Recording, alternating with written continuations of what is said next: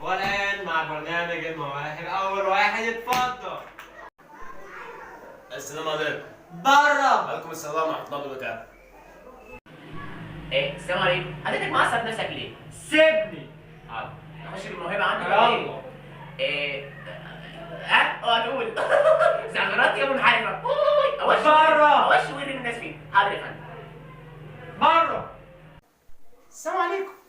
أيوة وشك سامح، أنت اللي هتعليني أنت. انا عايزك تحط في بطنك مانجا عويسي ولا بطيخه صيفي باين. بره. حاضر يا فندم. عامل ايه؟ أهلا يا حاج. خسر العلبة بتاعتي؟ وريني. وسعت